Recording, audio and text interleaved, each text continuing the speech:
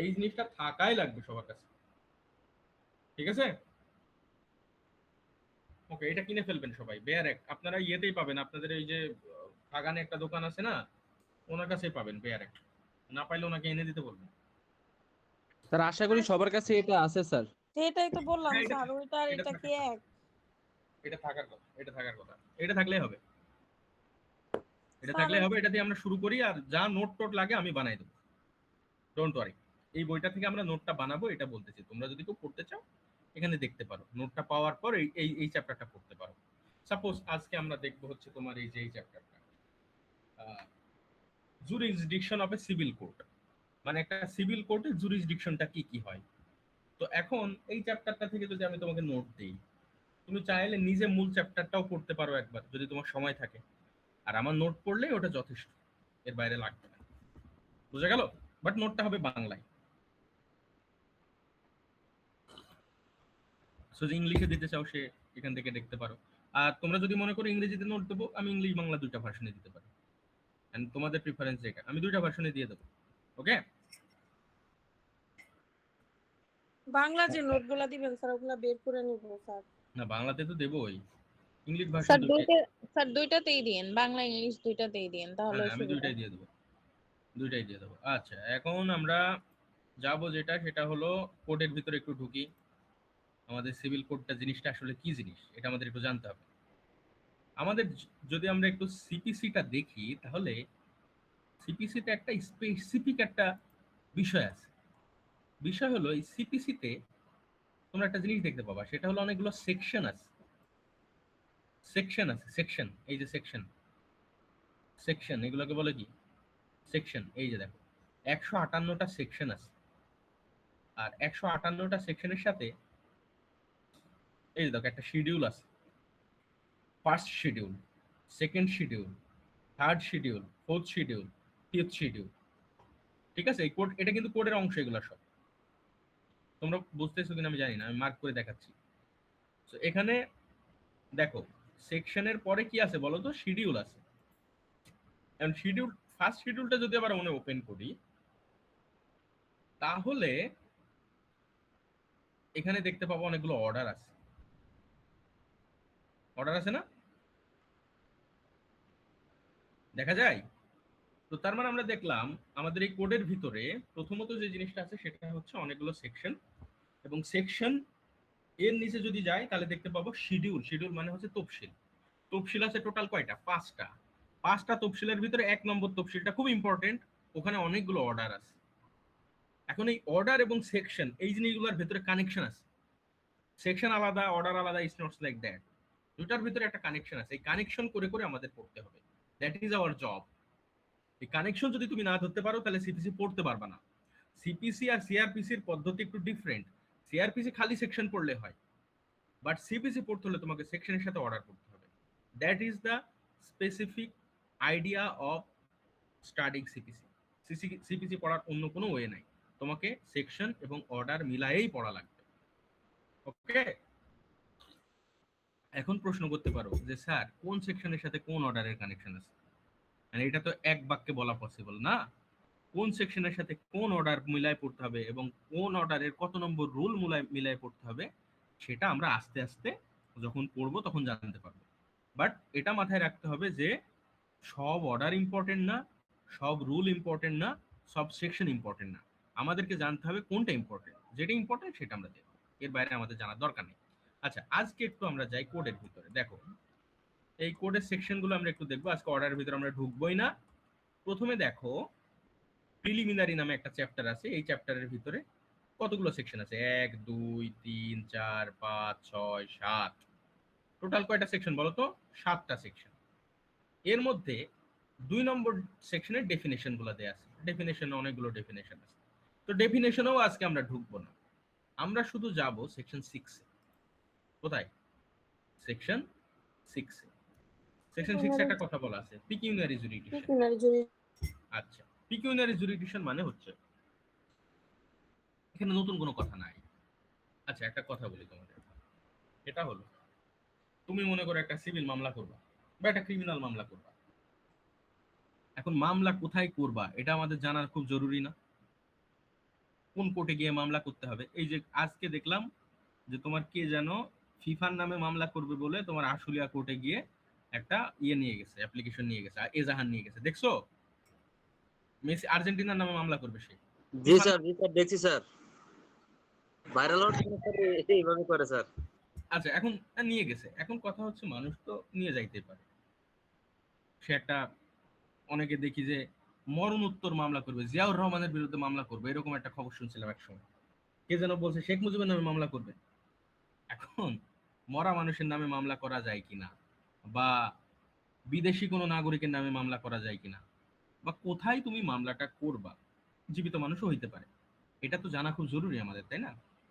তো সিভিলের মামলা কোথায় করবা, ক্রিমিনালের মামলা কোথায় করবা, এটা জানতে হলে আমাদের যে কনসেপ্টটা সম্পর্কে আইডিয়া থাকতে হবে সেটা হলো জুরিসডিকশন অফ দ্য কোর্ট। এখন কোর্টের জুরিসডিকশন টোটাল কয়েক ধরনের হইতে পারে। প্রথমত যেটা, সেটা হলো তোমার পিকুনিয়ারি জুরিসডিকশন, দুই হচ্ছে টেরিটোরিয়াল জুরিসডিকশন। আচ্ছা, টেরিটোরিয়াল জুরিসডিকশন মানে হচ্ছে, মানে মনে করো এই এরিয়ার ভিতরে যদি কোনো ঘটনা ঘটে, সেটার মামলা কোথায় যাবে, এটা হচ্ছে টেরিটোরিয়াল, মানে টেরিটরি অনুযায়ী যে জুরিসডিকশনটা হয়। আর পিকিউনারি জুরিসডিকশন হচ্ছে সিভিল মামলার এটা একটা স্পেসিফিক বিষয়, যে কোন কোর্টে কত টাকার মামলা করতে পারবা বা কত টাকার ভ্যালুর মামলা করতে পারবা। বুঝা গেল? এখন মনে করো একটা প্রপার্টি যেটার ভ্যালু 1 কোটি টাকা, সেটার মামলা কোথায় করবা? একটা প্রপার্টি যেটার ভ্যালু 10 লাখ টাকা, সেটা রিকভারির জন্য কোথায় যাবা? অল দিস থিংস, এইগুলাকে বলে পিকুইনারি জুরিসডিকশন, থেকে এগুলো আমরা জানতে পারি। বুঝা গেল? আচ্ছা, এখন সিপিসি তে কিন্তু এই কথা বলা নাই যে তুমি কোথায় যাবা। পিকুইনারি জুরিসডিকশন নিয়ে সিপিসি কোনো কথা বলে নাই। পিকুইনারি জুরিসডিকশন নিয়ে সিপিসি খালি একটাই কথা বলছে, সেটা হলো যে তোমাকে পিকুইনারি জুরিসডিকশন মাথায় রেখে মামলা করতে হবে। দেখো, এই কথা বলতেছে পিকুইনারি, save in so far as otherwise expressly provided, nothing here in content shall operate to give any court jurisdiction over suits the amount or value of the subject matter of which exceeds the pecuniary limits of its ordinary jurisdiction। তার মানে এখানে বলতেছে যে আপনি যদি এমন কোনো কোর্টে গিয়ে মামলা করেন যেটা ওই কোর্টের অর্থনৈতিক ক্ষমতার অধিক, সেই কোর্ট সেই মামলা নেবে না। এখন বনিয়ামিন, আপনাকে আমি প্রশ্ন করি যে স্যার, তাহলে কিভাবে আমি জানবো যে কোন কোর্টে কত টাকার মামলা করতে হবে? সিপিসি কে এই কথা বললো, 6 নম্বর সেকশনে এই কথা বলছে যে কোন কোর্টে যাবেন? ও বলছে যে আপনাকে অবশ্যই এমন কোর্টে যাইতে হবে যে কোর্টের অর্থনৈতিক জুরিসডিকশন ওই যে মামলা করতেছেন ওই মামলার ভেতরে হয়। মানে সাপোজ আপনি 10 লাখ টাকার মামলা করতেছেন, তাহলে আপনাকে এমন কোর্টে যাইতে হবে যার 10 লাখ টাকা শোনার ক্ষমতা আছে, এই কথা বলছে। কিন্তু এ বলে দেয় নাই যে 10 লাখ টাকার মামলা নিয়ে কোথায় যাইতে হবে, 20 লাখ টাকার মামলা নিয়ে কোথায় যাইতে হবে, এরকম কথা কোথাও বলা নেই। এরকম কথা যদি জানতে হয় কোথায় বলা আছে, তাহলে আমাদের আরেকটা আইন দেখতে হবে। আইনটার নাম হচ্ছে দ্য সিভিল কোর্টস অ্যাক্ট।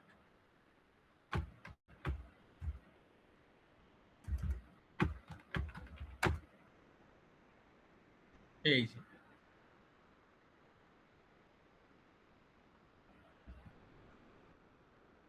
এই যে আইনটা দেখা যায়, এই আইনটা দেখা যায়, জি স্যার, দেখা যায়। দেখা যায়। তো তার মানে আমাদের আজকে পড়ার এতটুকুই আমরা যাচ্ছি। সিপিসির সেকশন 6 এ একটা কথা বলা আছে যে মামলা যদি করতে হয় আপনাকে অর্থনৈতিক ক্ষমতা মাথায় রেখে মামলা করতে হবে, কোর্টের অর্থনৈতিক ক্ষমতা। এখন আমরা তো একটা বিপদে পড়ে গেলাম যে কোর্টের অর্থনৈতিক ক্ষমতা জিনিসটা কি, কোথায় পাবো সে জিনিস, কোথায় পাবো? এই যে এখানে যাইতে হবে, আমাদের এখানে যাইতে হবে, এই যে এই আইনে দ্য সিভিল কোর্টস অ্যাক্ট। এখানে যেটা বলতেছে সেটা হলো টোটাল 5 ধরনের সিভিল কোর্ট আছে। কয় ধরনের? কয় ধরনের বলো তো? 5 ধরনের সিভিল কোর্ট আছে। দেখি আমরা একটু কয় ধরনের সিভিল কোর্ট আছে। এই যে সেকশন 3 বলতেছে 5 ধরনের। দেখা যায় কোন কোন ধরন? জি স্যার, দেখা যাচ্ছে।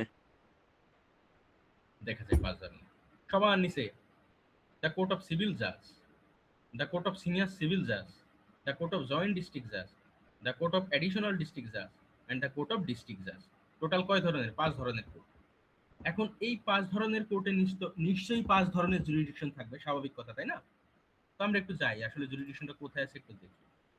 স্যার ওই যে অ্যাসিস্ট্যান্ট জাজের নামটা পাল্টাই স্যার সিভিল জাজ হয়েছে, তাই না? হ্যাঁ হ্যাঁ, এই যে আপনাদের আনন্দ স্যার যখন জয়েন করছিল তখন ছিল হ্যাঁ। অ্যাসিস্ট্যান্ট জাজ, বাট এখন সেটা হয়ে গেছে সিভিল জাজ। তো Civil judge. সেকশন 3 তে দেখলাম আমরা 5 ধরনের কোর্ট, সিভিল জাজ, সিনিয়র সিভিল জাজ, জয়েন্ট ডিস্ট্রিক্ট জাজ, অ্যাডিশনাল ডিস্ট্রিক্ট জাজ এবং ডিস্ট্রিক্ট জাজ। আচ্ছা, এরপরে আমরা চলে যাব সেকশন 18। এই আইনের সেকশন 18 তে বলতেছে একটা কথা, যে দেখেন তো একটু এটা কি কথা বলতেছে। বলতেছে the jurisdiction of a district judge or a joint district judge extends, subject to the provision of section 55 of the CPC, all original suits for the time being cognizable by civil courts। মানে এখানে একটা কথা বলা আছে, খুব important একটা কথা। ব্যাপারটা যেটা সেটা হলো বলতেছে, এই যে একটু আগে দেখলেন না যে জয়েন্ট ডিস্ট্রিক্ট জাজ আর ডিস্ট্রিক্ট জাজের কথা দেখলেন না, নাম শুনলেন না আপনারা? বলতেছে একটা জয়েন্ট ডিস্ট্রিক্ট জাজ আর একটা ডিস্ট্রিক্ট জাজ সব ধরনের সিভিল মামলা নিতে পারে, সব ধরনের সিভিল মামলা নিতে পারে। ওইটার কোনো পিকুনিয়ারি লিমিটই নাই। 100 কোটি, 200 কোটি, 500 কোটি, 1000 কোটি, 10,000 কোটি টাকার মামলাও নিতে পারবে। তাহলে আমি যদি বলি যে 1 টাকার মামলাও আপনি করতে পারবেন একটা কি বলে জয়েন্ট ডিস্ট্রিক্ট জাজ কোর্টে, 1000 কোটি টাকার মামলাও আপনি করতে পারবেন জয়েন্ট ডিস্ট্রিক্ট জাজের কোর্টে অথবা ডিস্ট্রিক্ট জাজের কোর্টে। কথাটা ভুল নাকি ঠিক? স্যার প্রশ্নটা আরেকবার করেন, ঠিকভাবে প্রশ্নটা ধরতে পারি নাই। আমার প্রশ্নটা হলো, আমি যদি চাই একটা 10 টাকার মামলা বা 10 টাকা মূল্যমানের আমার এই বোতলটা সাপোজ কেউ দখল করে নিছে, এই বোতল ফেরতের মামলাও আমি করতে পারি। অথবা আমার মনে করো 10 বিঘা জমি কেউ নিয়ে নিছে, সাপোজ সেটার দাম 2 কোটি টাকা বা 5 কোটি টাকা, 10 কোটি টাকা, সেই মামলাটাও আমি করতে পারি। কোন কোর্টে করতে পারবো? কার কোনো লিমিট নেই। কোন কোন কোর্টের কোনো লিমিট নেই? স্যার লিমিট তো নাই হচ্ছে ডিস্ট্রিক্ট জাজ, অ্যাডিশনাল ডিস্ট্রিক্ট জাজ আর হচ্ছে স্যার জয়েন্ট ডিস্ট্রিক্ট জাজের। না, এটা ভুল কথা। লিমিট নাই খালি 2টা কোর্টের, একটা হচ্ছে ডিস্ট্রিক্ট জাজ এবং জয়েন্ট ডিস্ট্রিক্ট জাজ। কয়টা কোর্টের? 2টা কোর্ট। 2টা কোর্টের। মনে রাখতে হবে কয়টা কোর্টের? 2টা কোর্টের। দেখাই আরেকবার দেখো। এখানে তাহলে আমরা 2টা কোর্ট দেখলাম। একটা হচ্ছে তোমার টোটাল 5টা কোর্ট দেখছি না আমরা একটু ওকে আগে। এই যে দেখো 5টা কোর্ট, 5টা কোর্টের মধ্যে 2টা কোর্টের তোমার কোনো ধরনের লিমিট নাই। এই যে একটা হলো ডিস্ট্রিক্ট জাজ মানে জেলা জজ এবং জয়েন্ট ডিস্ট্রিক্ট জাজ মানে যুগ্ম জেলা জজ, এই 2 জনের কোনো ধরনের লিমিট নাই। তুমি এখানে যে কোনো ধরনের মামলা নিয়ে যেতে পারবা, মানে সিভিল মামলা, যে কোনো টাকার মামলা নিয়ে যেতে পারবা, 1 টাকার হোক, 10 টাকার হোক, 15 টাকার হোক। তাহলে 18 নম্বর সেকশন অনুযায়ী আমরা এতটুকু জানতে পারলাম। এবার 19 নম্বর সেকশনে যাই আমরা। 19 নম্বর সেকশনে আবার এই 2 জনের লিমিট ঠিক করে দিচ্ছে, সিভিল এবং সিনিয়র সিভিল জাজের লিমিটটা ঠিক করে দিচ্ছে। আমরা একটু যাই সেখানে, তাহলে বুঝতে পারবো। 19 নম্বর সেকশন বলতেছে, এই যে দেখো, এখানে বলতেছে যে এই যে দেখো, একটা সিভিল জাজ সর্বোচ্চ 15 লাখ টাকা পর্যন্ত আর সিনিয়র সিভিল জাজ সর্বোচ্চ 25 লাখ টাকা পর্যন্ত মামলা দেখতে পারবে। তাহলে আমরা একটা আইডিয়া পাইলাম। প্রথমত তোমার এই যে সবার আগে হচ্ছে সিভিল জাজ হচ্ছে 15 লাখ টাকা পর্যন্ত, সিনিয়র সিভিল জাজ হচ্ছে তোমার 25 লাখ টাকা পর্যন্ত, আর জয়েন্ট ডিস্ট্রিক্ট এবং ডিস্ট্রিক্ট জাজ এরা হচ্ছে যে কোনো মূল্যমানের মামলা দেখতে পারে। বোঝা গেল? সেটার কোনো লিমিট নেই।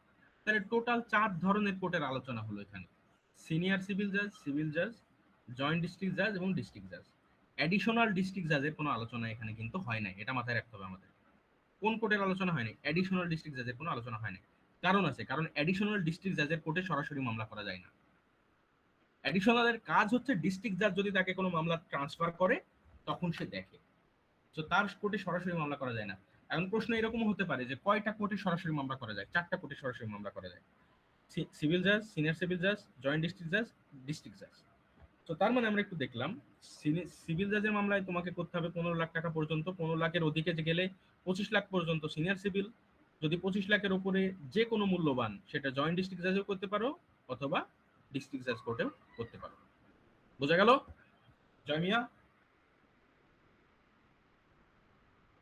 জি স্যার বুঝতে পারছি। এই বাকিরা বুঝছেন? জি স্যার বুঝতে পেরেছি। বোঝা গেল। সিম্পল জিনিস, মানে কার কোর্টে কত টাকার মামলা যাবে বেসিক্যালি, এর বাইরে কিছুই না। তবে এটা মাথায় রাখতে হবে সবার আগে, সেটা হলো অ্যাডিশনাল ডিস্ট্রিক্ট জাজের কোর্টে সরাসরি মামলা করা যায় না, মানে তার অরিজিনাল বা আদি এখতিয়ার বলে কিছু নাই।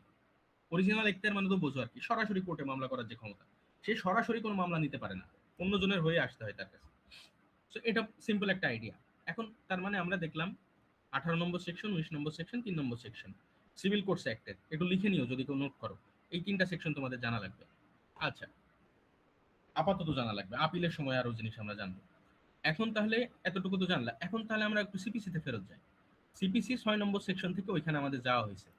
সিপিসি 6 নম্বর সেকশনে বলছিল যে যদি তোমাকে কোনো কোর্টে মামলা করতে হয়, সিভিল মামলা করতে হয়, তাহলে সাবজেক্ট ম্যাটার যেটা, সেটার যে ভ্যালু, ওইটার ভ্যালু তার সিভিলের কোর্টের পিকুনিয়ারি জুরিডিকশন বা অর্থনৈতিক ক্ষমতাকে এক্সিড করা যাবে না। এখন অর্থনৈতিক ক্ষমতা আমরা দেখলাম কোন কোর্টের কত। এখন এটার সাথে আরেকটা সেকশন আমাদের ইম্পর্টেন্ট অর্থনৈতিক ক্ষমতার, সেটা হলো সেকশন 15, সিপিসির সেকশন 15। সিপিসি সেকশন 15 একটা কথা বলতেছে, দেখো তো, court in which suits to be instituted. আচ্ছা, তোমাদের একটা প্রশ্ন করি, একটা প্রশ্ন করার উত্তর দাও, তাহলে তোমরা এই জিনিসটা বুঝতে পারবে। মনে করো কারোর একটা মোটর বাইক চুরি হয়ে গেছে, বা মোটর বাইক কেউ জবরদখল করে রেখে দিছে। একটা মোটর বাইকের দাম ধরলাম আমি 3 লাখ টাকা, ঠিক আছে, 3 লাখ টাকা। এখন এই 3 লাখ টাকার বাইকটা ফেরত পাওয়ার জন্য তুমি একটা সিভিল মামলা করবা, কারণ এটা প্রপার্টি রিলেটেড একটা মামলা, সিভিল মামলা করবা। এখন এই সিভিল মামলা তুমি কোন কোর্টে করবা? তুমি একটু যদি দেখো, একটা সিভিল জাজের পাওয়ার হচ্ছে 15 লাখ টাকা পর্যন্ত, সিনিয়র সিভিল জাজের পাওয়ার হচ্ছে 25 লাখ টাকা পর্যন্ত, জয়েন্ট ডিস্ট্রিক্ট এবং ডিস্ট্রিক্ট জাজের পাওয়ার হচ্ছে 25 লাখের উপরে আনলিমিটেড। তার এই হিসাব করে যদি দেখো, তার মানে সব কোর্টেরই তো তোমার হচ্ছে 3 লাখ টাকার জুরিডিকশন আছে, আছে না? জি স্যার আছে। তার মানে তুমি যদি সিভিল জাজের কোর্টে যাইতে চাও তাও যেতে পারবা, সিনিয়র সিভিল জাজের কোর্টে যাইতে চাও তাও যেতে পারবা, কারণ সিনিয়র সিভিল জাজ তো 25 লাখ টাকা পর্যন্ত মামলা দেখতে পারে। জি স্যার। জয়েন্ট ডিস্ট্রিক্ট জাজ কোর্টে যেতে চাও তাও পারবা, কারণ সে তো আনলিমিটেড, যে কোনো মামলা দেখতে পারে। ডিস্ট্রিক্ট জাজ কোর্টেও যাইতে পারো, যে কোনো মামলা দেখতে পারে। তাহলে আমার প্রশ্ন হচ্ছে কোন কোর্টে যাবা? কিন্তু স্যার আমি সব কোর্টে যেতে পারবো না, আমাকে যেতে হবে হচ্ছে সিভিল জাজ কোর্টে। কেন যেতে হবে? তার নিচে থেকে উপরে উঠতে হয়, আমি সরাসরি উপরে যেতে পারবো না। যদি ওই কোর্টে আমি আমার ইটা না পাই, রেমিডিটা না পাই, তাহলে আমি উপরে কোর্টে গিয়ে আপিল করব। হ্যাঁ, এখানে যেটা বলতেছে সেটা হলো তোমাকে লোয়েস্ট গ্রেডের কোর্টে যাইতে হবে। লোয়েস্ট গ্রেড, লোয়েস্ট গ্রেড মানে কি? এখানে 3 লাখ টাকা মানে কি? এই 3 লাখ টাকা যেহেতু সিভিল জাজের পাওয়ার আছে, তাহলে তোমাকে সিভিল জাজকে তুমি এক্সিট করতে পারবে না, তোমাকে সিভিল জাজের কোর্টে যাইতে হবে। যদিও সিনিয়র সিভিল জাজ 25 লাখ টাকা পর্যন্ত দেখতে পারে, তারপরে তোমাকে এটা মাথায় রাখতে হবে, কারণ সিভিল জাজও তো 3 লাখ টাকা দেখতে পারে, তো সিভিল জাজের কোর্টেই তোমাকে যেতে হবে। তো তুমি টায়ার এক্সিট করতে পারবে না, ইটস লাইক এরকম, জিনিসটা এরকম, তারপর এরকম তোমাকে যাইতে হবে। তো 3 লাখ টাকা যদিও সবার ক্ষমতা, তারপরেও তোমার যেহেতু এখানে সিভিল জাজ বসে আছে, তোমাকে আগে সিভিল জাজের কোর্টে যাইতে হবে। সেম আরেকটা ঘটনা তোমাদের বলতে পারি, সেটা হচ্ছে মনে করো একটা মামলা 30 লক্ষ টাকার একটা মামলা, 30 লক্ষ টাকার মামলা তুমি জয়েন্ট ডিস্ট্রিক্ট জাজ কোর্টেও যাইতে পারো অথবা ডিস্ট্রিক্ট জাজ কোর্টেও যাইতে পারো। কিন্তু সেকশন 15 যেটা বলে দিছে সিপিসি, কি বলছে বলো তো? সিপিসি সেকশন 15 যে লোয়েস্ট গ্রেডে যাইতে হবে তোমাকে। তো লোয়েস্ট গ্রেডে যদি যাইতে হয়, তাহলে তোমাকে জয়েন্ট ডিস্ট্রিক্ট জাজ কোর্টে যাবা নাকি ডিস্ট্রিক্ট জাজ কোর্টে যাবা? বলো। স্যার জয়েন্ট ডিস্ট্রিক্ট জাজে জয়েন্ট যাব। ডিস্ট্রিক্ট জাজে স্যার। জয়েন্ট ডিস্ট্রিক্ট জাজ কোর্টে যাও। বুঝে গেল? এতদূর বুঝছো? স্যার এগুলা বুঝি, কিন্তু পরে স্যার মনে থাকে না। কেন মনে থাকবে না? এটা সিম্পল একটা জিনিস, গল্পের মতো মনে রাখতে হবে, গল্পের মতো। সিপিসি ক্লাসেও যখন স্যার পড়তাম, পরে এক্সামের সময় একটু মনে থাকতো, পরে আর ভুলে যেতাম স্যার। তোমরা পড়ার পরে ওই বেয়ার একটা খুলে দেখছো বাসায় এসে? না স্যার। তাহলে তো ভুলে যাবা। তোমাদের স্যার যতই বকুক, মাথায় কিছুই ঢুকবে না যতক্ষণ না পর্যন্ত নিজে বেয়ার একটা খুলবা, নিজে হাত দিবা বেয়ার একটের ভিতরে, টাচ করবা। বুঝা গেল? ওই বেয়ার একটার ভিতরে হাত দিতে হবে, সেকশন 15-তে হাত দিয়ে দেখতে হবে, টাচ করে দেখতে হবে, ফিল নিতে হবে। এই যে এইভাবে হাত দিতে হবে, দেখতে এইভাবে হাত দিয়ে পড়তে হবে, তাহলে মনে থাকবে, তাহলে মনে থাকবে। ওকে, তো সেকশন 15 দেখলা, সেকশন 6 দেখলা, পিকিউনিয়ারি জুরিডিকশন তোমরা বুঝলা। এখন আমার প্রশ্ন হলো, প্রশ্নটা খুবই সিম্পল একটা প্রশ্ন, যে তুমি সিভিল কোর্টে কি ক্রিমিনাল মামলা নিয়ে যেতে পারবা? না স্যার। পারবা না। তোমাকে সাবজেক্ট ম্যাটার যেটা সেটা অবশ্যই সিভিল মামলা হতে হবে। এখন কোনটা সিভিল মামলা? That is my question. কোনো কিছু অধিকার থেকে বঞ্চিত হলে বা পাওনা আদায়, সেগুলো হচ্ছে সিভিল রাইটস ভায়োলেট হইলে বা অধিকার। মানে কারো কোনো তার অধিকার থেকে কেউ যদি হ্যাঁ, কাউকে বঞ্চিত করে তাহলে সেটা একটা সিভিল মামলা হয়, তাই তো? দেনা পাওনার বিষয়গুলা। আর দেনা পাওনার মারামারি বিষয়। কাটাকাটি ঘুষাঘুষি কিলাকিলি এটি হচ্ছে স্যার ক্রিমিনাল। আচ্ছা, তোমাকে একটা উদাহরণ দিই তাহলে, বলো। মনে করো কোনো একটা লোক তোমাকে বলছে, ভাই বা সোনিয়া মির্জা, আমি আপনাকে আগামী 10 তারিখে 10 লক্ষ টাকা ফেরত দেব। আগামী 20 তারিখে আমি আপনাকে 1 লক্ষ টাকা ফেরত দেব। আমাকে আপনি 1 লক্ষ টাকা দেন আজকে। আপনাকে আপনি আমার চেকটা আসতে দেরি, খালি 20 তারিখে ফেরত দিয়ে দেবো। এটা চিটিং নাকি চিটিং না? আর এটা তো সিভিল। এখন চিটিং ক্রিমিনাল নাকি সিভিল জিনিস? চিটিং। স্যার চিটিং হচ্ছে স্যার ক্রিমিনাল। চিটিং তো স্যার ক্রিমিনালে চলে যায়। চিটিং তো ক্রিমিনালের ভিতরে পড়ে, তাহলে এটা সিভিল মামলা হবে নাকি হবে না? এখানে কি এটা কি সিভিল সিভিল রাইট ভায়োলেট হয়েছে নাকি কি হয়েছে? তুমি তো বলতেছো এটা ক্রিমিনাল। টাকা আদায় যেহেতু, তাহলে তো স্যার সিভিল। তাহলে কি সিভিল স্যার, টাকা আদায়ের মামলা তো স্যার অবশ্যই সিভিল। সিভিল, তাই তো? জি স্যার। তো এখন এই যে মারামারি কাটাকাটি এইসব জানা আমাদের দরকার নাই। সিভিল কোনটা সেটা জানার জন্য একটা টেস্ট আছে, টেস্টটা আমরা একটু দেখি। একটা টেস্ট দেখলেই আমরা বুঝতে পারবো যে কোনটা সিভিল কোনটা ক্রিমিনাল। মানে সিভিল জানতে হলে আমাদের একটা টেস্ট পার করতে হবে। এটা হচ্ছে এই সিপিসি তে আছে, বেশি দূরে যাইতে হবে না আমাদের। এই যে এখানে আছে, দেখো, court to try all civil suits unless bird. আচ্ছা, তার মানে একটা সিভিল কোর্টে সব ধরনের সিভিল মামলা তুমি করতে পারবে, যদি না আইনের মাধ্যমে বলা থাকে যে এই মামলাটা সে নিতে পারবে না। বুঝা গেল? তার মানে সব ধরনের সিভিল মামলায় একটা সিভিল কোর্টে যাওয়া যাবে বা সিভিল কোর্ট নিতে পারবে। তো সিভিল মামলাগুলো কি কি সেটা একটু আমরা দেখি। প্রথমত যেটা জিনিসটা এখানে বলছে, এই এক্সপ্লেনেশনটা দেখতে হবে আমাদের। বলতেছে এ suit in which the right to property or an office is contested is a suit of a civil nature.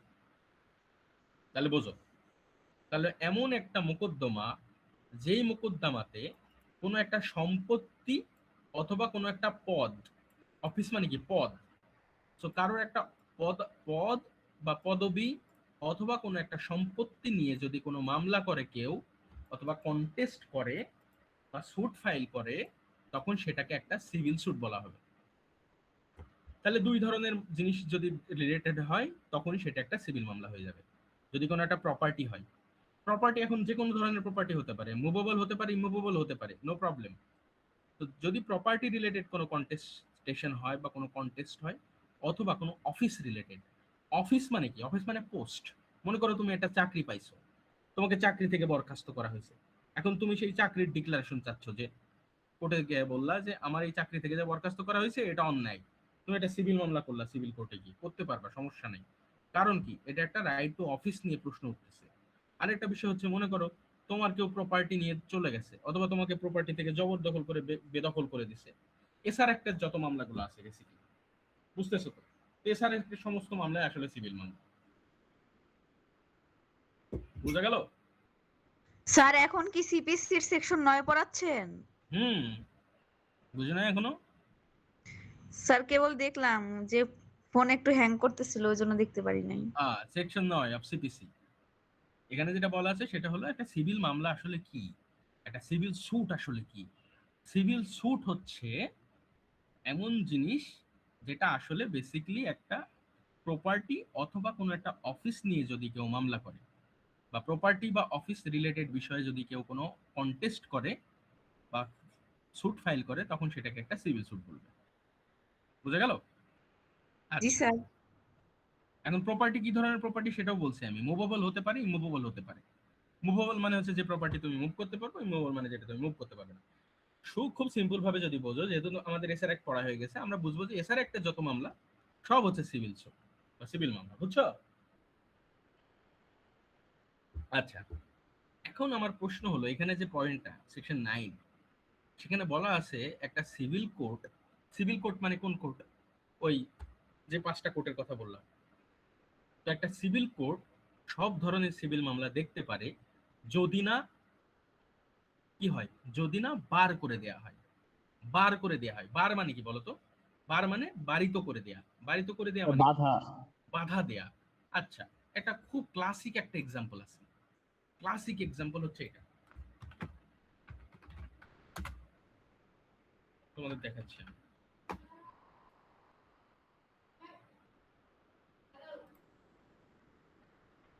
Classic এক্সাম্পলটা হচ্ছে এটা।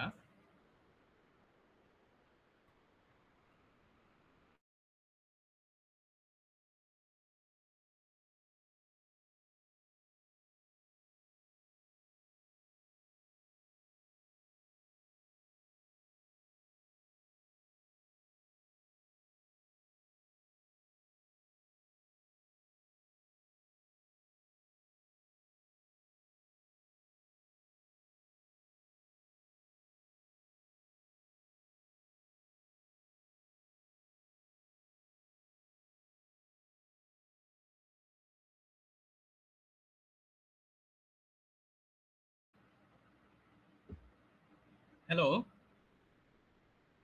জি জি স্যার আছি। স্যার, এতক্ষণ মিউট হয়েছিলেন স্যার। হ্যাঁ, যেটা বলতেছিলাম এতক্ষণ সেটা হলো তোমার সিভিল মামলা যেটা, সেটা সেকশন 9 লেখা আছে যে কোনটা সিভিল মামলা কোনটা ক্রিমিনাল মামলা। ঠিক আছে? আচ্ছা, একটু 1 মিনিট দাঁড়াও তো।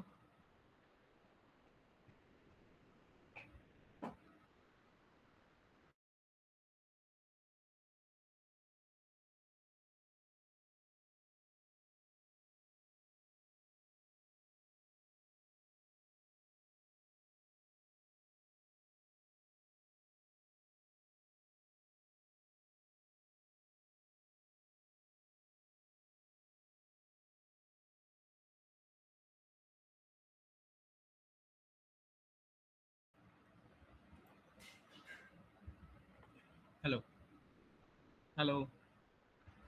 ওকে, এখন তাহলে তোমরা দেখলা যে রাইট টু প্রপার্টি অথবা রাইট টু অফিস নিয়ে যদি কোনো কন্টেস্ট হয় সেটা একটা সিভিল মামলা। তো এতটুকু তো আমরা বুঝছি, এর বাইরে তো আমাদের জানার দরকার নেই। তবে একটা বিষয় আমাদের জানতে হবে, সেটা হলো এখানে যেটা বলা আছে সেটা হলো সব সিভিল মামলায় আবার তুমি সিভিল কোর্টে বিচার করতে পারবে না। এখন তোমাদের একটা জিনিস দেখাই আমি, সেটা খুব ক্লাসিক একটা এক্সাম্পল আছে এখানে। সেই এক্সাম্পলটা যদি দেখো তাহলে তোমরা বুঝে যাবে। তোমরা সবাই ফ্যামিলি কোর্টের নাম শুনছো। ফ্যামিলি কোর্ট মানে কি? পারিবারিক আদালত। এখন একটা পারিবারিক আদালতে তুমি কি নিয়ে যাইতে পারো দেখো তো?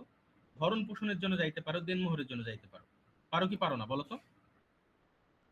জি স্যার পারি পারি, স্যার। 5টা বিষয় যাওয়া যায় স্যার। তোমার স্বামী মনে করো তোমাকে দেনমোহর দিচ্ছে না, বা তোমার স্বামী তোমাকে ভরণ পোষণ দিচ্ছে না।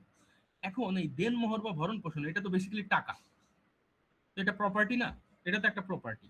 তারপরেও যদিও এটা একটা সিভিল মামলা, তারপরেও তুমি এখন সিভিল কোর্টে যাইতে পারবে না। আগে যাওয়া যেত, সিভিল কোর্টেই যাওয়া যেত, কিন্তু এখন তুমি সিভিল কোর্টে যাইতে পারবে না। কারণ কি? কারণ তুমি এখন সিভিল কোর্টে যাইতে পারবে না কারণ এই আইন, এই যে আমাদের ফ্যামিলি কোর্টস অ্যাক্ট, এই আইন স্পেসিফিক ভাবে বলে দিছে যে এই বিষয়গুলো শুধু এই আইনেই করা যাবে মামলা, অন্য কোনো জায়গায় তুমি যাইতে পারবে না। তো তার মানে যদি কোনো আইন দ্বারা বার করে দেয়া হয় বা বারিত করা হয় বা বাধা দেয়া হয়, তখন কোনো একটা স্পেসিফিক সিভিল মামলা তখন আমাদের সিভিল কোর্টে যাওয়া যাবে না, ওই স্পেশাল কোর্টেই যাইতে হবে। বুঝছো? বুঝতে পারছি স্যার। বুঝা গেল? তো দেখো, জিনিসটা যদিও একটা সিভিল স্যুট, তারপরেও তুমি সেটা নিয়ে আমাদের সিভিল কোর্টে যাইতে পারবে না, তোমাকে যেতে হবে কোথায়? ফ্যামিলি কোর্টে। এখন ফ্যামিলি কোর্টের নেচার যদি দেখো, ফ্যামিলি কোর্টের নেচার দেখলেও বুঝবে এটা একটা সিভিল কোর্টই বেসিক্যালি। বাট ওইটার প্রসিজার আলাদা, এটা একটু ফাস্ট, দ্রুত হয়, দ্রুত মামলা করা যায়, স্পেসিফিক কিছু বিষয় নিয়ে সেটা ডিল করে। ওকে, তো এতদূর পর্যন্ত বুঝলা? জুরিডিকশনটা বুঝলাম মোটামুটি, তাই না? পিকুনিয়ারি জুরিডিকশন এবং সাবজেক্ট ম্যাটার জুরিডিকশন, দুইটা জিনিস পড়লাম আমরা। পিকুনিয়ারি জুরিডিকশন মানে অর্থনৈতিক ক্ষমতা, সাবজেক্ট ম্যাটার জুরিডিকশন মানে হচ্ছে কোন বিষয় নিয়ে তুমি কোর্টে যেতে পারবা।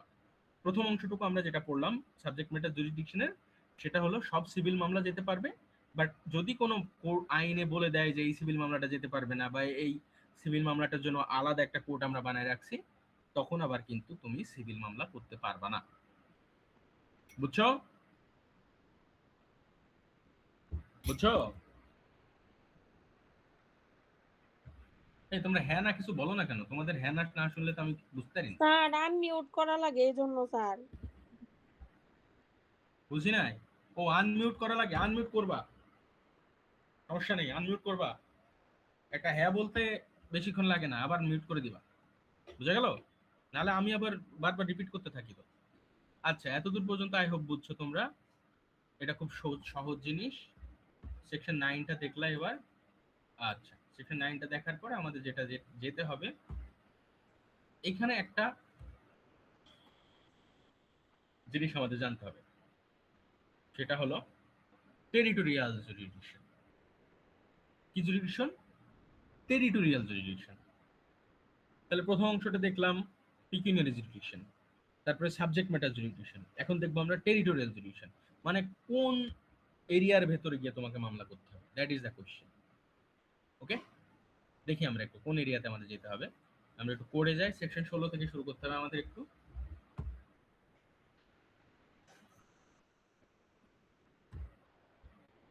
সেকশন 16। আচ্ছা, এখানে টোটাল 6টা বিষয় আছে। কয়টা বিষয় দেখো তো? 6। 16তে 6, এটা মাথায় রাখবা, এইভাবে দাগায় রাখবা। 16তে কয়টা? 6টা বিষয় আছে। তার মানে যদি এই যে এই 6টা বিষয়ে তোমাকে কোথায় কোথায় মামলা করতে হবে সেটা আমাদের একটু জানতে হবে। সেটা হচ্ছে for the recovery of immovable property with or without rent or profits. আচ্ছা, দেখো তো, রিকভারি অফ ইমুভেবল প্রপার্টি, এই জিনিসটা আমরা একবার এটা নিয়ে আলোচনা করছি না আমাদের এসআর অ্যাক্টের ভিতরে? আর এছাড়া একটা আছে ওইটা। এসআর একটা আছে না এই জিনিসটা? আছে, সেকশন 9 এবং সেকশন 8। তো সেকশন 8, 9 হচ্ছে রিকভারি অফ ইমুভেবল প্রপার্টি। তো তার মানে যদি কোনো স্থাবর সম্পত্তি দখল পুনরুদ্ধারের মামলা তোমাকে করতে হয়, তাহলে কোথায় করতে হবে সেটা এই সেকশন 16তে বলা আছে, কোন এরিয়াতে করতে হবে। এটা বেসিক্যালি যেখানে প্রপার্টিটা সিচুয়েট করতেছে, যে এরিয়ার ভিতরে প্রপার্টিটা অবস্থিত সেই এরিয়াতেই করতে হবে। এখন তার মানে যদি তোমার মনে করো যে সাভার টেরিটরিতে যে তোমার, আমি সাপোজ ধরলাম যে একটা কোর্ট আছে, আমি ধরলাম সাভারে তো কোর্ট নাই, তাই না? আমাদের কোর্ট কোথায় আছে? গাজীপুরে সাভারে একটা কোর্ট কোর্ট নেই আছে, স্যার, গাজীপুরে আছে, মানিকগঞ্জে আছে। মানিকগঞ্জে আছে। আচ্ছা, আমি গাজীপুরে ধরলাম একটা, গাজীপুর যে কোর্ট। এখন সাভারের যে মামলাগুলো ওগুলো কোথায় যায়? গাজীপুরেই তো যায়, ঢাকাতে তো আসে না বোধহয়, আসে? না স্যার, ঢাকায় আসে স্যার। না স্যার, ঢাকাতে যায়। আচ্ছা, ঢাকাতে আসে। আচ্ছা, তাহলে যাই হোক না কেন, এখন এই টেরিটরিটা তো অবশ্যই গভর্নমেন্ট ফিক্স করে দেয় যে আসলে ঢাকা কোর্টের টেরিটরি কত দূর, গাজীপুর কোর্টের টেরিটরি কত দূর। এখন এই সাভারে মনে করো কোনো একটা মামলা হলো, তখন তাকে ঢাকা কোর্টে আসতে হবে। এখন তার মানে সাভারের আমিন মোহাম্মদ গ্রুপের কোনো একটা জমি কেউ যদি দখল করে রাখে, সে যদি রিকভারি অফ পজিশন করতে চায়, তাহলে তোমাকে ঢাকা কোর্টে আসতে হবে। কারণ যে এলাকাতে সম্পত্তিটা অবস্থিত, ওই কোর্ট যতদূর পর্যন্ত জুরিডিকশন আছে ততদূর যেতে হবে।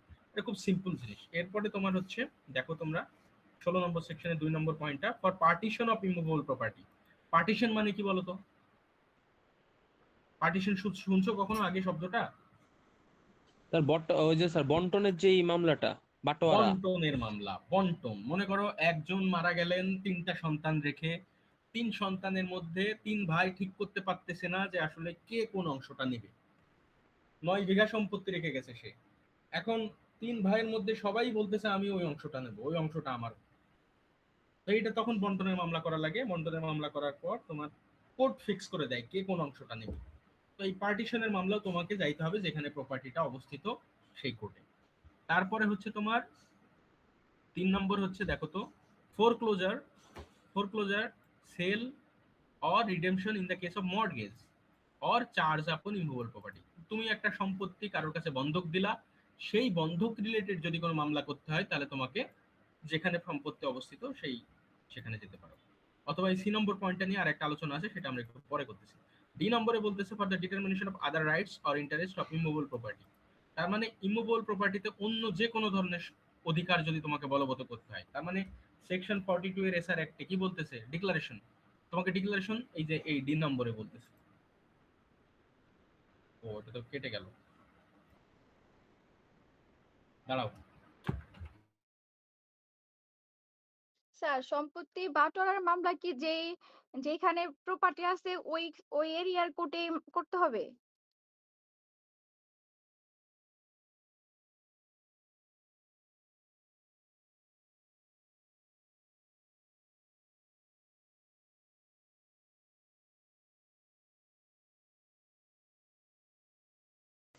হ্যালো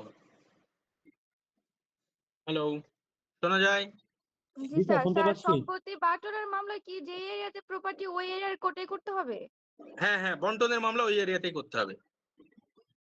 বন্টনের মামলা ওই এরিয়াতে করতে হবে। যদি তোমার ওই যে বললাম না বন্টন আসলে জিনিসটা কি, সেটা তো তোমরা জানো সবাই, কিন্তু তোমাকে কোন এরিয়াতে করতে হবে। মনে করো সাভারের কোনো একটা মামলা, তাহলে তোমাকে ঢাকা কোর্টে যেতে হবে, মানে সাভারের টেরিটরি যে কোর্টের ভেতরে পড়ে সেখানে যেতে হবে। বোঝা গেল? আচ্ছা, তারপরে দেখো জি তো। স্যার। আচ্ছা, compensation for wrong to immovable property, E নাম্বারটা। Compensation for wrong to any immovable property, মানে তোমার কোনো স্থাবর সম্পত্তি আছে, সেটার ওপর কেউ কোনো ক্ষতি করছে এবং তুমি কি চাচ্ছ, তুমি চাচ্ছ ক্ষতিপূরণ। তখন তোমাকে কোথায় যেতে হবে সেটাও এখানে বলা আছে। সেটা বেসিক্যালি তুমি যে এরিয়াতে মামলা হয়েছে, যে এরিয়াতে ঘটনাটা ঘটছে ওখানে। আচ্ছা, তো এইখানে একটা ব্যাপার আছে, সেটা হলো এই যে দেখো, আর for the recovery of movable property actually under distraint or attachment, এটা আমাদের না জানলেও চলতেছে। A B, A important, B important, D important, E important. এখন সি নাম্বারটা আর একটা পয়েন্ট আছে, এখানে বলতেছে ফোর ক্লোজার, সেল আর redemption of any mortgage. Mortgage মানে কি? বন্ধক।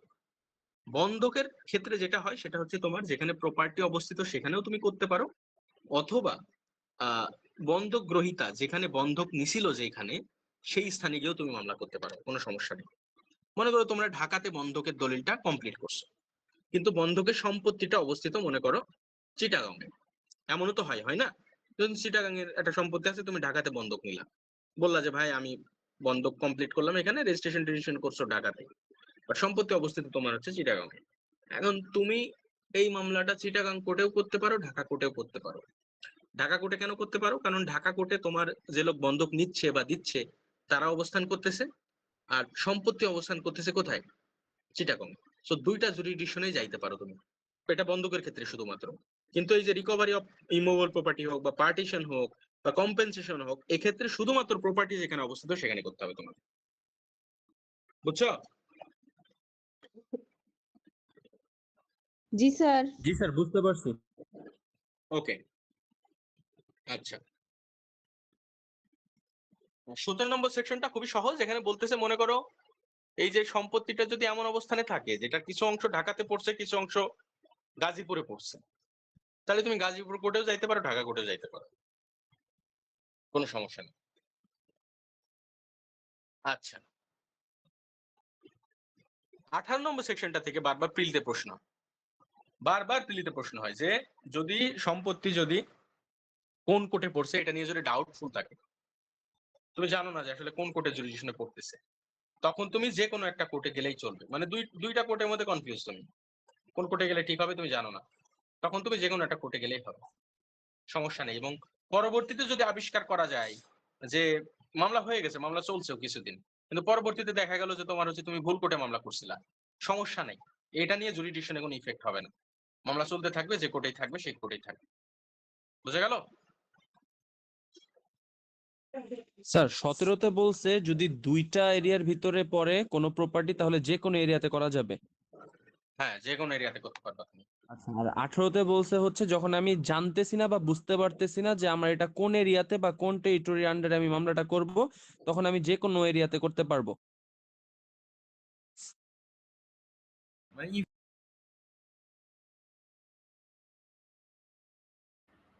যে কোনো বলতে তুমি দুইটা নিয়ে তো কনফিউজ, তুমি কনফিউজ ইদার ঢাকাতে হবে নাকি তোমার হচ্ছে কি বলে আহ, হয় এটাকে কি ঢাকাতে বলে, হবে নয় গাজীপুরে হবে, এরকম আমি গাজীপুরে হবে। কনফিউজ। তো ওই ক্ষেত্রে আমি তুমি হচ্ছে যে কোনো কনফিউজ, একটাতে করতে পারবো। তুমি যে কোনো একটাতে করতে পারবা, তোমাকে বোনাফাইড ইন্টেনশন দেখে যে কোনো একটা কোর্টে গিয়ে তুমি মামলা করতে পারবা, এবং সেই কোর্ট জুরিডিকশন নিতে পারবে, কোনো সমস্যা নেই। জুরিডিকশন নিয়ে সেই কোর্ট বিচার করতে পারবে। আর স্যার সেকশন 16-র সিটা বলছিলেন হচ্ছে আমি কন্ট্রাক্টটা করছি হচ্ছে চিটাগং এ, বাট আমার প্রপার্টিটা হচ্ছে ঢাকায়। তো হয় আমি চিটাগং এ করতে পারবো, না হলে ঢাকায়ও করতে পারবো। হ্যাঁ আর যদি স্যার এমন হয় যে যার সাথে আমি কন্ট্রাক্টটা করছি বা মর্গেজের বিষয়টা আমি করছি সে যদি থাকে হচ্ছে বগুড়াতে, তাহলে কি আমি বগুড়াতেও মামলাটা হ্যাঁ করতে হ্যাঁ, পারবো? বগুড়াতেও করতে পারবে, কোনো সমস্যা নেই। আচ্ছা, মানে ঠিক আছে এখানে স্যার। বেসিক্যালি তোমার যে লোকের বিরুদ্ধে মামলা করবা সে যেখানে অবস্থান করবে সেখানেও করতে পারো, অথবা যেখানে সম্পত্তি অবস্থিত সেখানেও করতে পারো। কারণ আছে, এটার পিছনে যুক্তি আছে, যুক্তিটা একটু বোঝার চেষ্টা করো। সেটা হলো যখন আমরা এই যে মর্টগেজ দিই, মর্টগেজে কিন্তু 6 ধরনের টোটাল মর্টগেজ আছে। ঠিক আছে? Simple mortgage, mortgage by depositing title deed, হ্যাঁ, ইংলিশ মর্টগেজ, উসুফ্যাকচুয়ারি মর্টগেজ, অনেক রকম মর্টগেজ আছে। এখন এক একটা মর্টগেজের নেচার হচ্ছে এক এক রকম। কিছু মর্টগেজের ক্ষেত্রে তুমি যে লোক মর্টগেজি তার বিরুদ্ধে মামলা করতে পারো, কিছু মর্টগেজের ক্ষেত্রে সম্পত্তির বিরুদ্ধে মামলা করতে হয়। এই জন্য আইনে এই সুযোগটা দেওয়া আছে যে আপনি চাইলে তার বিরুদ্ধে যে মর্টগেজটাতে মামলা করতে পারবেন, তখন তার বিরুদ্ধেই করতে পারবেন, সে যেখানে অবস্থিত সেখানে। আর যে মর্টগেজের ক্ষেত্রে আপনাকে সম্পত্তির বিরুদ্ধে মামলা করতে হবে, সেখানে আপনার সম্পত্তি যেখানে অবস্থিত সেখানে মামলা করতে হবে। বুঝছো? এটা লজিক্যালি করা হয়েছে জিনিসটা, যে মর্টগেজের ক্ষেত্রে যে কোনো জায়গায় মামলাটা করা যায়, কারণ মর্টগেজের ধরনগুলাই এরকম। 6 ধরনের মর্টগেজ, তো তুমি যদি এক্সপ্রেসিভ ভাবে বলে দাও যেখানে অবস্থান সেখানেই করতে হবে, তাহলে তো বাকি মর্টগেজ গুলোই আউটস্টেট হয়ে যাচ্ছে, এক্সক্লুডেড হয়ে যাচ্ছে, তাই না? বুঝা গেল? জি স্যার, বুঝতে পারছি। সে এতটুকুই থাক আছে। ওকে, আমি নোট করে দিচ্ছি ছোট করে। কালকে আমরা পড়বো হচ্ছে সেকশন 19, 20, 21 এবং তারপর অর্ডারে ঢুকে যাবো আমরা, অর্ডার 1, 2। ঠিক আছে? স্যার সিপিসি তে 1 থেকে 5 পর্যন্ত সেকশন গুলো কি পড়তে হবে না? আমি তো বললাম আমি যে সেকশনের নাম করবো না সেই সেকশন পড়া লাগবে না। আচ্ছা স্যার। ও জীবনে প্রশ্ন হবে না ওখান থেকে। তাহলে স্যার মাত্র এই কয়টা সেকশন পড়লেই হবে? ইয়েস, আজকের মতো এইটুকুই। জি স্যার, তাহলে তো প্যারা নাই। সিপিসি তে সেকশনের থেকে অর্ডার গুলো একটু বেশি ক্রিটিক্যাল, কারণ অর্ডারের ভিতরে আবার রুল আছে ইন্ডিভিজুয়ালি। ক্রিটিক্যাল আছে, তবে এত ভয় পাওয়ার কিছু নাই। ঠিক আছে, আমি তোমাদেরকে যেগুলো দরকার সেগুলাই বলবো, আর যেগুলো দরকার নেই সেগুলো আমি আলোচনা করব। শুধু শুধু মাথা ভারী করে লাভ নাই, কারণ সিপিসি দেখেই মানুষ ভয় পায়, আর ভয় সিপিসি সব থেকে বড় শত্রু। স্যার সিপিসি মনেই থাকে না। হ্যাঁ, মনে থাকে না, এটার কারণ হচ্ছে তোমার সিপিসি রিলেট করে পড়তে হয়, তো রিলেট না করে পড়লে আসলে সিপিসি স্যার ভুলে যায়। 9 নাম্বার সেকশনটা একটু আবার বলবেন? 9 এটা নাম্বার এখন সেকশন, হ্যাঁ, সেকশন এটা 9। আসলে ভুলে গেছি। আচ্ছা, তোমাদের একটা জিনিস মাথায় রাখতে হবে যে একটা কোর্টের জুরিডিকশন 3 ক্ষেত্রে অ্যাপ্লাই হয়। একটা হচ্ছে পিকুনিয়ারি, এটা সাবজেক্ট ম্যাটার, আর এটা হচ্ছে টেরিটরি। টেরিটরি তো তোমরা দেখলা না? 16, 17, 18 গুলো তো দেখলা। 19ও আছে, কিছু 20ও আছে, এগুলো আমরা কালকে দেখবো। তো টেরিটোরিয়াল জুরিডিকশন তোমরা বুঝছো, পিকিউনারি জুরিডিকশনটাও বোঝা উচিত, সহজ। এই যে তোমার কোন কোর্টে কত টাকার মামলা যায়। এখন প্রশ্ন হচ্ছে সাবজেক্ট ম্যাটার জুরিডিকশনটা কি? সাবজেক্ট ম্যাটার মানে হচ্ছে কোন বিষয়ে তুমি মামলা করবা। এখন একটা সিভিল মামলা শুধুমাত্র 2টা বিষয়ে করা যায়। একটা হচ্ছে যদি প্রপার্টি রিলেটেড কোনো প্রশ্ন ওঠে, অথবা কোনো অফিস বা কোনো ধরনের পদবি বা পদ রিলেটেড কোনো প্রশ্ন ওঠে, তখন তুমি সেটাকে একটা সিভিল নেচারের মামলা বলা হবে, বা সুটস অফ সিভিল নেচার বলা হবে সেটাকে। টার্মটা মনে রাখবা, সুটস অফ সিভিল নেচার বা সিভিল ধরনের মামলা বা দেওয়ানি ধরনের মামলা বা মোকদ্দমা। এখন দেওয়ানি মোকদ্দমা জিনিসটা কি? দেওয়ানি মোকদ্দমা, আমি আবারও বলতেছি, 2টা বিষয় হলে তবেই সেটাকে দেওয়ানি মোকদ্দমা বলা হবে। একটা প্রপার্টি রিলেটেড কোনো প্রশ্ন উঠলে অথবা অফিস রিলেটেড কোনো প্রশ্ন উঠলে। এখন এই 2 ক্ষেত্রেই তুমি একটা সিভিল কোর্টে গিয়ে মামলা করতে পারবা, দেওয়ানি কোর্টে গিয়ে মামলা করতে পারবা। এর বাইরে অন্য কোনো বিষয় নিয়ে তুমি দেওয়ানি মামলা করতে পারবা না। তো তার মানে তোমার পেটে কেউ ছুরি ঢুকাই দিছে, এখানে প্রপার্টি রিলেটেড কিছু কিন্তু নাই। কিন্তু জিনিসটা যদি এমন হতো যে তোমার সম্পত্তি একজন দখল করে রাখছে, তুমি দখল উদ্ধার করতে গেছো, তোমার তখন পেটে একজন ছুরি ঢুকাই দিছে, তখন কিন্তু প্রথম অংশটুকু সিভিল, পরের অংশটুকু ক্রিমিনাল। কারণ কি? তুমি প্রপার্টি রিকভারির জন্য মামলা করবে না, তখন তো কোর্টে যাবাই। তোমার পেটে ছুরি ঢুকছে, সেটার জন্য আবার কিন্তু সিভিল কোর্টে যাইতে পারবে না, তখন তোমাকে যাইতে হবে ক্রিমিনাল কোর্টে। তো এক অংশ চলে যাবে ক্রিমিনালে, এক অংশ চলে যাবে সিভিলে। বুঝা গেল? জি স্যার। ওকে, এখন প্রশ্ন হচ্ছে সব প্রপার্টি নিয়েই কি তুমি সিভিলে যেতে পারো কিনা, বা সব ধরনের অফিস রিলেটেড প্রশ্ন উঠলেই তুমি সিভিল কোর্টে যেতে পারো কিনা, দ্যাট ইজ দ্য কোশ্চেন। উত্তর হচ্ছে না। সেকশন 9 বলে দিছে, যদি কোনো জায়গায় বার করে দেয়া হয়, বার মানে কি? যদি বাধা দেয়া থাকে, বা আইন এক্সপ্রেসলি অথবা ইমপ্লাইডলি, যে কোনো একভাবে এক্সপ্রেসলি যদি বলে দেয় যে এখানে সিভিল কোর্টের মামলা চলবে না, তাহলে তো চলবে না। অথবা 2 নম্বর প্রশ্ন, যদি ইমপ্লাইডলি বলে দেয়। ইমপ্লাইড মানে কি? ইমপ্লাইডলি মানে হচ্ছে সরাসরি বলা নাই, বাট দেখলেই বোঝা যায় যে আসলে সিভিল কোর্টে যাওয়া যাবে না, এটা অন্য কোর্টে যাইতে হবে, তো তখন তুমি আর সিভিল কোর্টে যাইতে পারবে না। তো আমরা যদি একটু ফ্যামিলি কোর্টটা দেখি, আমাদের ফ্যামিলি কোর্টস অ্যাক্ট বা তোমার পারিবারিক আদালত আইন 2023 সাল, এইখানে তোমার বলা আছে দেনমোহরের মামলা তোমাকে এই পারিবারিক আদালতে করতে হবে। তারপরে তোমার কি বলে কি বলে এটাকে মেইনটেনেন্সের যে মামলাটা, মেইনটেনেন্স মানে কি, খোরপোশ, এটার মামলা তোমাকে এই ফ্যামিলি কোর্টে করতে হবে। এখন তার মানে এখানে কিন্তু এক্সপ্রেসলি বলা নাই, ইমপ্লাইডলি বলা আছে। ইমপ্লাইডলি মানে কি? ইমপ্লাইডলি বলা আছে, সরাসরি বলা নাই, ঘুরায় বলা আছে। কারণ কি, ওই আইনে ওই ফ্যামিলি কোর্টস একটা বলা আছে এই 5 বিষয়ে শুধুমাত্র ফ্যামিলি কোর্টে মামলা করতে পারবেন। তাহলে ঘুরায় কি বললো, তুমি সিভিল কোর্টে যাইতে পারবে না, তোমাকে ফ্যামিলি কোর্টে আসতে হবে। বোঝা গেল? আবার কিছু কিছু ক্ষেত্রে তোমার আইনেই এক্সপ্রেসলি বলে দেয় যে এইখান থেকে যদি কোনো প্রশ্ন উদ্ভব হয় তাহলে সিভিল কোর্টে মামলা করা যাবে না। যেমন একটা উদাহরণ আমি দিতে পারি, সেটা হলো তোমার যদি কোনো সম্পত্তি অ্যাকোয়ার করে না সরকার, অ্যাকুইজিশন করে না সরকার, অ্যাকুইজিশন, মনে করো একটা রেল লাইন হবে, সরকার অ্যাকোয়ার করে নিল কিছু অংশ, বললো যে আপনার এই সম্পত্তি আমি অ্যাকোয়ার করলাম, এটা পাবলিক পারপাসে আমরা একটা রেল লাইন বানাবো। এখন তোমার সম্পত্তি অ্যাকোয়ার করার পর সরকার তোমাকে আর টাকা পয়সা দিচ্ছে না, তখন তুমি মামলা করবে না? করবা তো। তো এই মামলা যে করবা তুমি, এটা কোন কোর্টে করবা? ওই আমাদের 2017 সালের একটা আইন আছে, অ্যাকুইজিশন এন্ড রিকুইজিশন অ্যাক্ট 2017, ওই আইনে আবার বলে দিছে যদি অ্যাকোয়ার রিলেটেড কোনো প্রশ্ন ওঠে তাহলে সিভিল কোর্টে যাওয়া যাবে না, তখন ওই স্পেশাল কোর্টে যাওয়া লাগবে। তো কিছু আইনে সরাসরি বলা আছে, কিছু আইনে ঘুরায় ফিরায় বলা আছে, সেক্ষেত্রে তুমি সিভিল কোর্টে যাইতে পারবা না, যে কোর্টের কথাটা বলা আছে সেই কোর্টে যাইতে হবে, যদিও প্রশ্নটা সিভিলের। বুঝছেন? জি স্যার, বুঝতে পারছি। এতটুকুই পড়ছে, আমি এর বাইরে পড়ি নাই আজকে। আজকে খেলা আছে কার? স্যার রাত্রে খেলা স্যার 1টার দিকে, বেলজিয়াম আর স্পেন। কে জিতবে? স্যার স্পেন জিতবে স্যার। Spain sir. কিন্তু স্যার বেলজিয়ামেরও স্যার এভাবে ইয়া করা ঠিক হবে না স্যার, বেলজিয়াম খুব ভালো দল। নরওয়ে জিতবে কবে? নরওয়ে, নরওয়ে খেলা কবে? স্যার নরওয়ে তো পরের দিন খেলা স্যার। নরওয়ে আর আর্জেন্টিনা খেলা।